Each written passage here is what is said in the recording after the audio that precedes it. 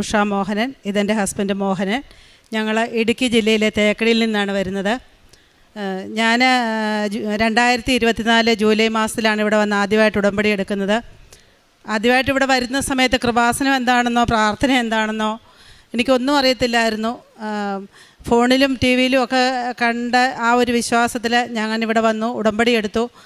ആദ്യത്തെ 90 ദിവസം ഉടമ്പടി എടുത്ത് വീട്ടിൽ ചെന്ന അന്ന് മുതൽ എന്നെ സഹായിക്കാൻ ഒരു ശക്തി എൻ്റെ കൂടെ ഉള്ളതായിട്ട് എനിക്ക് ഫീൽ ചെയ്തു. അങ്ങനെ 90 ദിവസം കടന്നുപോയി. ഞാൻ ഉടമ്പടി പുതുക്കാനായിട്ട് ഇവിടെ വന്നത് ഒക്ടോബർ മാസത്തിലായിരുന്നു. നമ്മുടെ ജപമാല റാലിയുടെ തലേദിവസമാണ് ഞാൻ ഉടമ്പടി പുതുക്കുന്നത്. ജപമാല റാലി എന്താണെന്നറിയില്ല, എങ്കിലും ഞങ്ങൾ ഒരു ദിവസം ഇവിടെ താമസിച്ച് ജപമാല റാലിയിൽ പങ്കെടുത്ത് ഞങ്ങൾ തിരിച്ചു പോയി.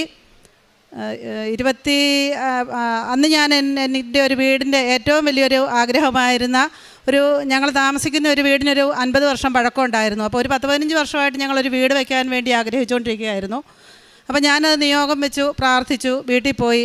വീട്ടിൽ ചെന്ന് ഒരു 2 ആഴ്ച കഴിഞ്ഞപ്പം വീട് വെക്കാനായിട്ടുള്ള പൈസയൊന്നും ഞങ്ങളുടെ കയ്യിലില്ല. എങ്കിൽ പോലും മോൻ എന്നോട് ചോദിച്ചു, അമ്മ എന്നാണ് ഒരു വീട് വെക്കാമെന്ന് ചോദിച്ചു. ഞാൻ പറഞ്ഞു, മോനെ നമുക്ക് ഉടനെ തന്നെ വീടിൻ്റെ പണി ആരംഭിക്കാമെന്ന് പറഞ്ഞു. എന്തോ ഒരു ധൈര്യം തോന്നി. വീടിൻ്റെ തറക്കല്ലിടാനുള്ള സമയം പോയി കുറിച്ചൊക്കെ വന്നു. കുറച്ച് ദിവസം കഴിഞ്ഞപ്പോൾ ഞാൻ പറഞ്ഞു, അയ്യോ കഴിഞ്ഞ മാസം നമ്മൾ 25-ാം തീയതി ജപമാല റാലിയിലൊക്കെ പങ്കെടുക്കുകയായിരുന്നു. ഈ മാസം അതേ ഡേറ്റിന് നമ്മുടെ വീടിന് കല്ലിടുവാന്ന് പറഞ്ഞു. അപ്പോഴാണ് ഞാൻ ഓർക്കുന്നത്, ഞാൻ ഉടമ്പടി പുതുക്കിയ അതേ ഡേറ്റിന്, ജപമാല റാലി നടന്ന അതേ ഡേറ്റിന് മാതാവ് എനിക്ക് വീടിന് തറക്കല്ലിട്ട് തന്നു.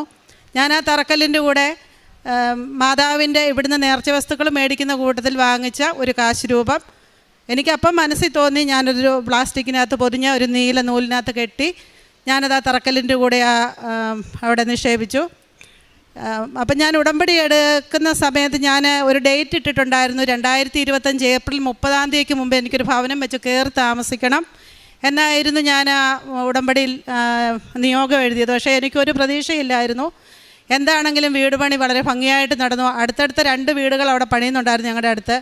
അപ്പോൾ ആ 2 വീടുകളിലും ഓരോ ആൾക്കാർക്ക് വെച്ച ആക്സിഡൻ്റ് ഉണ്ടായി. വീട്ടിലെ ആൾക്കാർ വീഴ്ചയിലായിപ്പോയി. അപ്പോൾ ആ സമയത്താണ് നമ്മുടെ വീടും പണിയുന്നത്.